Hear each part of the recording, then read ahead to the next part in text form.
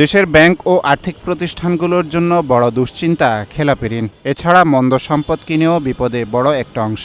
তবে সেই সংখ্যা কিংবা পরিমাণ কমাতে এবার বড় ধরনের আইনি সংস্কারের পথে সরকার। এজন্য প্রণয়ন করা হয়েছে একটি নতুন খসড়া, যার মাধ্যমে খেলাপি ঋণ কেনাবেচা, উদ্ধার এবং ব্যবস্থাপনার জন্য আলাদা একটি কাঠামো গড়ে তোলার প্রস্তাব করা হয়েছে।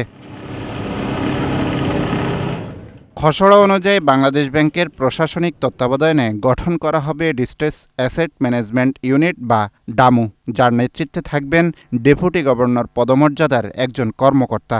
ব্যাংক ও আর্থিক প্রতিষ্ঠানের খেলাপি ঋণ নগদ অর্থের বিনিময়ে কিনে নিয়ে তা উদ্ধারে কাজ করবে সংস্থাটি, যাতে সার্বিক সহায়তা করবে কেন্দ্রীয় ব্যাংক। সরকারি প্রতিষ্ঠান সম্পর্কে একটা নেতিবাচক মনোভাব আমরা সবসময় পোষণ করি, কিন্তু আলটিমেটলি বিভিন্ন সেবার জন্য কিন্তু আমরা সরকারি প্রতিষ্ঠানই দ্বারস্থ হই। যেগুলো ডিস্ট্রেসড অ্যাসেট সেগুলো আবার যদি আদায়ের ক্ষেত্রে যদি আইনি কাঠামো তৈরি হয়, সেই আইনি কাঠামোর উপর ভিত্তি করে এগুলো ঋণ আদায় করা সম্ভব। এই যে অ্যাসেট ম্যানেজমেন্ট কোম্পানি, এই কোম্পানিটা করা এটা বরং একটা ভালো দিক, তারা আদায় করতে পারবে।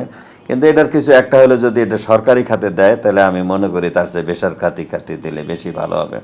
খসড়া আইনে প্রতিটি খেলাপি ঋণ বা সমস্যাগ্রস্ত সম্পদের জন্য পৃথক ট্রাস্ট গঠনের প্রস্তাব করা হয়েছে।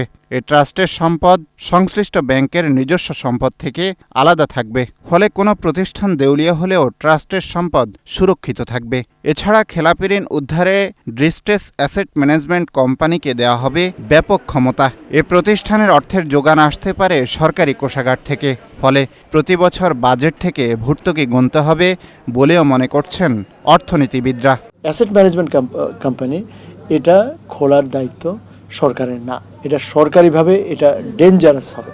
আমি বলছি ডেঞ্জারাস হবে এই জন্য, কারণ অ্যাসেট ম্যানেজমেন্ট কোম্পানি ইটসেলফ তার তো তখন ভালো পারফর্ম করার কোনো ইনসেন্টিভ থাকবে না। ব্যাংকগুলো যা তার কাছে বিক্রি করতে চায় সে সবই কিনবে, কারণ তার সিদ্ধান্ত গ্রহণ তো কম্পিটিটিভ মার্কেট বেসড হবে না। শুধু তাই নয়, নতুন এই আইনে কোন সম্পদগুলো এসব প্রতিষ্ঠান কিনতে পারবে তারও সঠিক নির্দেশনা থাকা উচিত বলে মনে করছেন এই সাবেক ব্যাংকার। অবশ্যই দেখা উচিত যে কোন ধরনের অ্যাসেটটা ট্রান্সফার হবে। নিশ্চয়ই যে ফর্জারিতে যেগুলো হয়েছে সেটা কিন্তু অ্যাসেট ট্রান্সফার হিসেবে বিবেচিত হওয়া ঠিক না। মানে ঢালাওভাবে শুধুমাত্র কাউকে সুবিধা দেওয়ার জন্য যদি এই অ্যাসেট ট্রান্সফারের কাজটা হয়, তাহলে দেখা যাবে যে ওই ফর্জারি করা টাকা পয়সার ইটা ওখানে চলে যাবে, ট্রান্সফার হয়ে যাবে এবং ঢাকা পড়ে যাবে। এটা যেন না হয়। নতুন আইনে দেনাদারদের সঙ্গে আলোচনার মাধ্যমে এককালীন নিষ্পত্তি, ঋণ পুনঃতফসিল কিংবা ঋণকে প্রতিষ্ঠানের শেয়ারে রূপান্তর করার সুযোগ থাকবে। আব্দুল জাহির আনাস, ৭১, ঢাকা।